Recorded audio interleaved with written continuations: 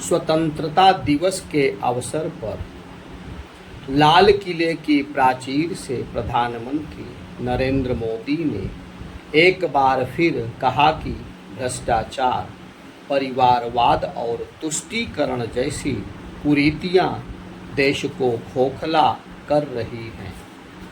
भारत को विकसित राष्ट्र बनाना है तो इन बुराइयों को जड़ से उखाड़ना ही होगा। देखा जाए तो देश की सारी समस्याओं की जड़ भ्रष्टाचार है। अच्छी बात है कि भ्रष्टाचार के प्रति जीरो टॉलरेंस की नीति अपनाते हुए मोदी सरकार हर उस व्यक्ति और संस्था के खिलाफ कार्रवाई कर रही है जो भ्रष्टाचार के दीमक से देश को खोखला करने में जुटे हैं।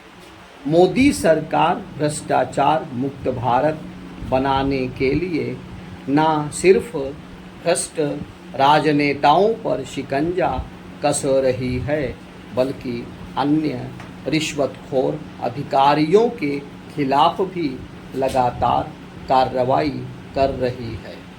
सरकार ने लोकतंत्र और न्याय के रास्ते में रोड़ा बने ऐसे कई भ्रष्ट अफसरों को जबरन रिटायरमेंट देकर नौकरी से बेदखल तो किया ही है, साथ ही कई भ्रष्ट आईएएस, आईपीएस अफसरों तक को जेल में पहुंचाया है। कांग्रेस की अगुवाई वाली पिछली यूपीए सरकार में कई घोटाले हुए। उनमें से एक कोयला ब्लॉक आवंटन घोटाला भी था। मोदी सरकार के कार्यकाल में कार्रवाई की स्वतंत्रता मिली तो सीबीआई ने कोयला घोटाले की पड़ताल की और दिल्ली की एक अदालत ने पूर्व कोयला सचिव एचसी गुप्ता समेत 3 अधिकारियों को 3 साल की सजा सुनाई।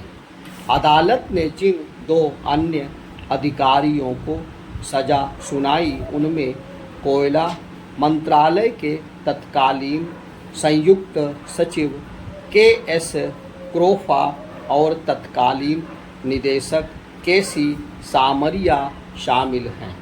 अदालत ने अन्य दोषी व्यक्तियों विकास मेटल्स एंड पावर लिमिटेड के एमडी विकास पाटनी और इसके अधिकृत हस्ताक्षरकर्ता आनंद मलिक को 4 साल की जेल की सजा सुनाई। सीबीआई ने यूपीए 1 और यूपीए 2 के शासनकाल में कोयला ब्लॉक आवंटन के 40 मामलों में अनियमितता के सिलसिले में आरोप पत्र दायर किया था। यह तो सिर्फ बानगी है। पिछले 9 साल में प्रशासनिक तंत्र के भ्रष्ट तत्वों के खिलाफ कार्रवाई इसलिए अंजाम तक पहुंच पा रही है क्योंकि खुद प्रधानमंत्री नरेंद्र मोदी की ओर से जांच एजेंसियों को ऐसे अधिकारियों के खिलाफ ग्रीन सिग्नल मिला हुआ है। पिछले दिनों प्रधानमंत्री ने केंद्रीय सतर्कता आयोग के एक कार्यक्रम में कहा था कि भ्रष्टाचार और भ्रष्टाचारियों के विरुद्ध कार्रवाई करने वाले सीवीसी जैसे सभी संगठन और एजेंसियों को रक्षात्मक होने की कोई ज़रूरत नहीं है। अगर देश की भलाई के लिए काम करते हैं तो अपराध बोध में जीने की आवश्यकता नहीं। देश के सामान्य जन के समक्ष जो मुसीबतें आ रही हैं उन्हें उनसे मुक्ति दिलाना ही हमारा काम है। मोदी सरकार भ्रष्ट अधिकारियों के खिलाफ नया ऑनलाइन सिस्टम भी लागू कर चुकी है। इससे भ्रष्ट नौकरशाहों के खिलाफ कार्रवाई में ज़्यादा तेजी आई है। पीएम मोदी ने एक बार साफ शब्दों में कहा था कि जो भ्रष्टाचार उन्मूलन के हमारे प्रयासों में बाधा बनते हैं वे अपना बैग पैक कर लें, क्योंकि देश को ऐसे अफसरों की सेवाओं की आवश्यकता नहीं है। प्रधानमंत्री का यह सोच जांच एजेंसियों के लिए भ्रष्ट अधिकारियों के खिलाफ कार्रवाई करने में उत्प्रेरक का काम कर रहा है। यही वजह है कि केंद्रीय जांच एजेंसियां भ्रष्ट अधिकारियों को कहीं भी बख्श नहीं रही हैं। यूपीए सरकार के समय सीबीआई के हाथ किस कदर बांध दिए गए थे, इसका अंदाज़ा सर्वोच्च अदालत द्वारा की गई इस टिप्पणी से लगता है कि सीबीआई तो पिंजरे में बंद ऐसा तोता बन गया है जो अपने मालिक की बोली बोलता है। दूसरी ओर मोदी सरकार में इससे ठीक उलट स्थिति है। मोदी सरकार के दोनों कार्यकाल के दौरान ऐसे कई उदाहरण हैं जिनमें सीबीआई और ईडी की टीमों ने भ्रष्ट अफसरों के खिलाफ सख्त कार्रवाई की है।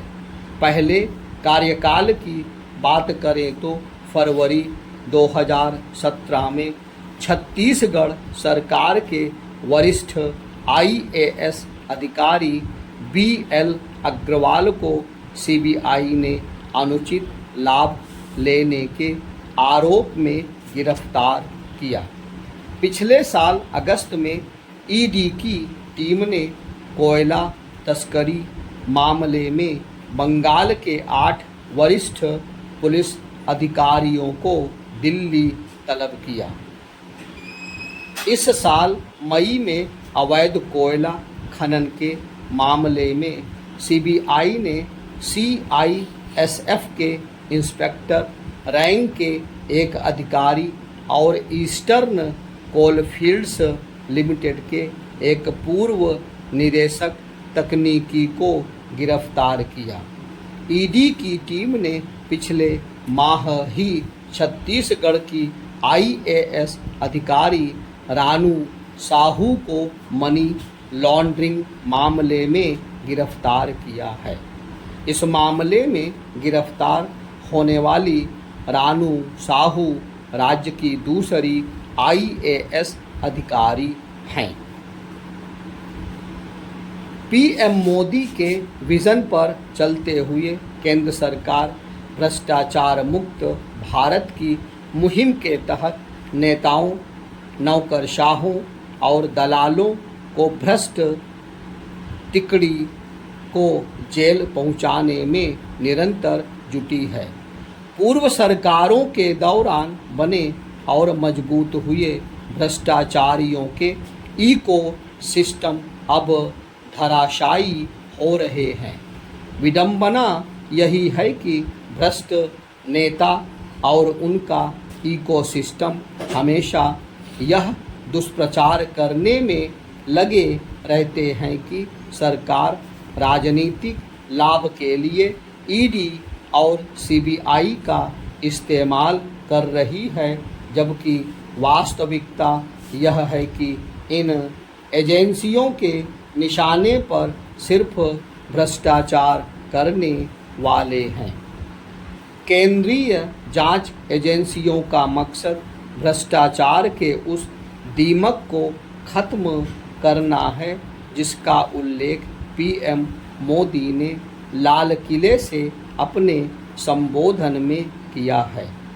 भ्रष्टाचार लोकतंत्र और न्याय के रास्ते में सबसे बड़ा रोड़ा तो है ही, यह गरीब से उनके हक भी छीनता है, लोकतंत्र को फलने फूलने से रोकता है। इससे प्रतिभा तो खत्म होती ही है, भाई भतीजावाद और परिवारवाद को बढ़ावा मिलता है।